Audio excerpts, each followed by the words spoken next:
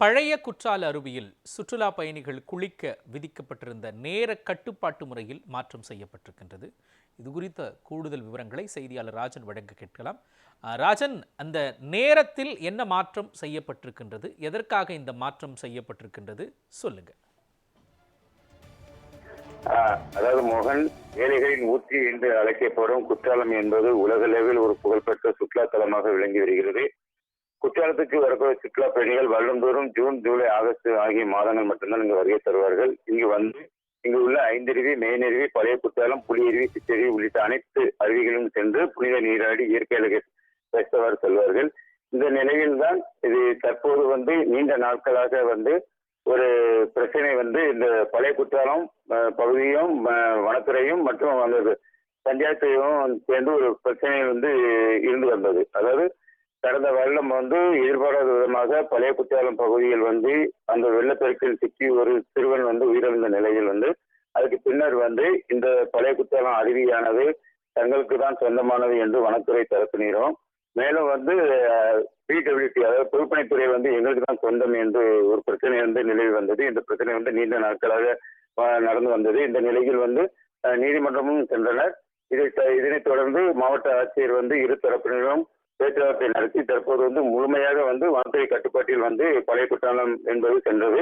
இந்த நிலையில் அந்த சென்ற நிலையில் காலை 6 மணி முதல் இரவு 8 மணி வரை குளிப்பதற்கு அனுமதி வழங்கப்படும் என வனத்துறை தரப்பில் தெரிவிக்கப்பட்டுள்ளது.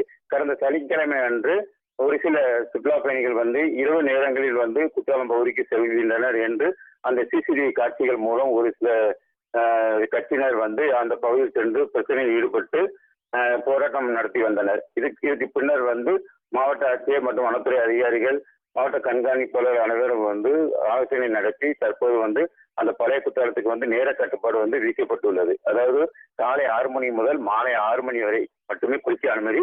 மேலும் அங்கு மேலே குளித்து கொண்டு இருக்கிறவர்கள் அப்புறப்படுத்துவதற்காக கூட அரை மணி நேரமாக 6 மணி வரை மட்டுமே தற்போது நேர கட்டுப்பாடு விதிக்கப்பட்டுள்ளது. இந்த நிலையில் தற்போது பழைய குற்றாலம் குளிக்கக்கூடிய சுற்றுலா பயணிகள் காலை 6 மணி முதல் மாலை 6:30 மணி வரையே குளிக்க அனுமதிக்கப்படுவார்கள் என வனத்துறை தரப்பில் தெரிவிக்கப்பட்டுள்ளது. இதனால் குற்றாலம் பகுதியில் விவசாயிகளும் ஒரு பிரச்சனையில் ஈடுபட்டனர். தற்போது அதுக்கு முற்றுப்புள்ளி வைப்பதற்காக இந்த நேர கட்டுப்பாடை வனத்துறை தற்போது வெளியிட்டுள்ளனர். இதனால் அந்த பகுதி சுற்றுலா பயணிகள் மற்ற இரவு நேரங்களில் செல்வதற்கும் அந்த பகுதிக்கு சென்று வனத்துறை பிரச்சனை பண்ணுவதற்கும் மீறினால் கடும் நடவடிக்கை எடுக்கப்படும் என தெரிவிக்கப்பட்டுள்ளது.